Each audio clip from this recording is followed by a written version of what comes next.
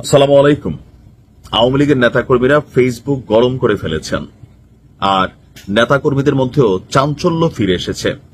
গেল বেশ কয়েকদিনের ঝটিকা মিছিল, সার্বিক অবস্থান থেকে তারপর উপদেষ্টাদের সেফ এক্সিট, কেউ কেউ তলে তলে আওয়ামী লীগের সাথে হাত মিলানো, শেখ হাসিনার ফোন কল ভাইরাল, যে জুলাই যোদ্ধারা ওনাকে ফোন দিচ্ছেন, 5 জন উপদেষ্টা তারা তলে তলে সমঝোতা করার চেষ্টা করছে, রাশেদের বক্তব্য, সবকিছু মিলিয়ে আওয়ামী লীগের নেতাকর্মী অনেকটা পুনপুন্যা ভাবে আছেন। কিন্তু বাস্তবতা হচ্ছে, গতকালকে যে ভিডিও সামনে আসছে, অনেকে দেখছেন যে শেখ হাসিনা বলছিলেন যে তিনি খুব শীঘ্রই দেশে ফিরে আসবেন, এবং আওয়ামী লীগের বেশ কয়েকটি ফেসবুক পেজ, তারপরে অনলাইন প্ল্যাটফর্ম, সেখান থেকে দাবি করা হচ্ছিল যে দীর্ঘ 12-14 মাস পরে শেখ হাসিনা প্রকাশ্যে এসেছেন, এবং কি ভারত থেকে তিনি যে কোনো সময় বাংলাদেশে ফেরার ঘোষণা দিয়েছেন, এবং তিনি বলছেন যে খুব শীঘ্রই তিনি বাংলাদেশে আসবেন। কিন্তু যেই ভিডিওটা নিয়ে এই মুহূর্তে সোশ্যাল মিডিয়াতে তোলপান, আমার পরিচিত অনেকে শেয়ার করছেন। আমি বরাবরই বলি, যে কোনো ভিডিও যখন সামনে আসে, এটা সত্যতা যাচাই করাটা একটু জরুরি।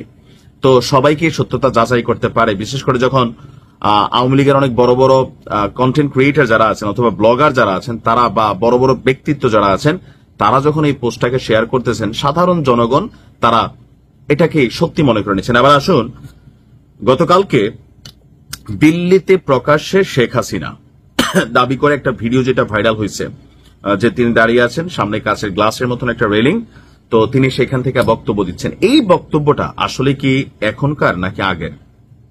আওয়ামী লীগের নেতাকর্মীদের জন্য হতাশার খবর হচ্ছে, এই ভিডিওটা এখন থেকে 7 বছর আগের, অর্থাৎ 2025 চলে, তাহলে 7 বছর আগে মানে কত? 2018 সালের ভিডিও। তো কেন এখন প্রচার করা হচ্ছে নেতাকর্মীদেরকে উজ্জীবিত করতে? আসুন দেখি ভিডিওটা সম্পর্কে আমাদের রিউমার স্ক্যানার বা ফ্যাক্ট চেক যারা করেন তারা কি তথ্য দিচ্ছেন। যেই ডায়লগটা মানে ভাইরাল হয়েছে সেটা এরকম ছিল যে, দিল্লিতে গুরুত্বপূর্ণ বৈঠক শেষে শেখ হাসিনা, আমি খুব শীঘ্রই ঢাকায় ফিরছি, সবাই শান্ত থাকবা। এই দাবিতে যে ভিডিওটি ভাইরাল করা হয়েছে, রিউমার স্ক্যানারের অনুসন্ধান বলছে যে ভিডিওটি মূলত 2018 সালের। এটা কি ভারতে করা নাকি অন্য কোথাও? এটা ভারতে করা কোনো ভিডিও না, এটা হচ্ছে 2018 সালের জাতিসংঘের 73তম যে অধিবেশন ছিল। তো তৎকালীন সময়ে বাংলাদেশের প্রধানমন্ত্রী তিনি ছিলেন, তিনি জাতিসংঘে গিয়েছেন, তার সাথে সফরকারী টিম ছিল। তো সেখানে আওয়ামী লীগের নেতাকর্মী যারা, তারা নেত্রীকে দেখার জন্য সেই হোটেলের সামনে, মানে তিনি যেই হোটেলে অবস্থান করছিলেন নিউ ইয়র্কে, আপনার তো নিউ ইয়র্কের সেই হোটেলের সামনে আওয়ামী লীগের অনুসারী যারা আছেন বা নেতাকর্মী, তারা ভিড় করেছিলেন নেত্রীকে এক ঝলক দেখার জন্য। তো সেইখান থেকে তিনি আসলে ওই সময় এই বক্তব্যটা দিয়েছেন যে আপনার মানে কি বলা হয়, যে তিনি দেশে ফিরে আসবেন। তো এই ভিডিওটা আমরা দেখলাম, অমি পিয়াল যিনি আছেন, তিনি প্রথমে এটাকে সম্ভবত শেয়ার করছেন।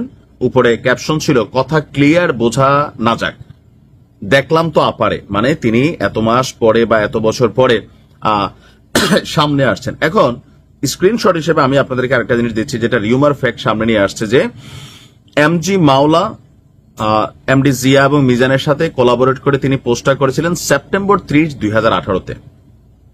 যে ভিডিওটা প্রথম প্রকাশিত হয়েছে, এই ভিডিওটা 2018 সালের সেপ্টেম্বরের 30 তারিখে। সেখানে তিনি ক্যাপশনে লিখছিলেন, 16,17,50,000 বাঙালির শেষ আশ্রয়স্থল আপনার দেশরত্ন জাতিসংঘের 73তম সম্মেলনে যোগদান শেষে বিদায় বেলায় নিউ ইয়র্ক যুক্তরাষ্ট্র, অর্থাৎ জাতিসংঘের যে অধিবেশন ছিল, সেই অধিবেশন শেষ করে তিনি বাংলাদেশে যাবেন। তো ওই মুহূর্তে নেতাকর্মীদের উদ্দেশ্যে তিনি এই ভিডিওটা বা ওই বক্তব্যটা দিয়েছেন। এটা কি কাটটাট করে এখন আবার নতুন করে নেতাকর্মীদেরকে উজ্জীবিত করার জন্য এই ভিডিওটা পরিকল্পিতভাবে ছাড়া হয়েছে? তো আমি আওয়ামী লীগের উদ্দেশ্যে বলি, দেখেন,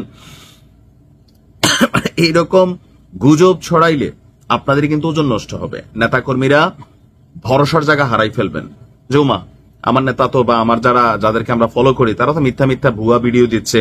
এমনকি এগুলো নিয়ে অনেকে হয়তো ফেসবুকে কন্টেন্ট তৈরি করে ফেলতেছেন, লোকালি বিপদেও পড়তেছেন, রাজনৈতিকভাবে ঝামেলায় পড়তেছেন।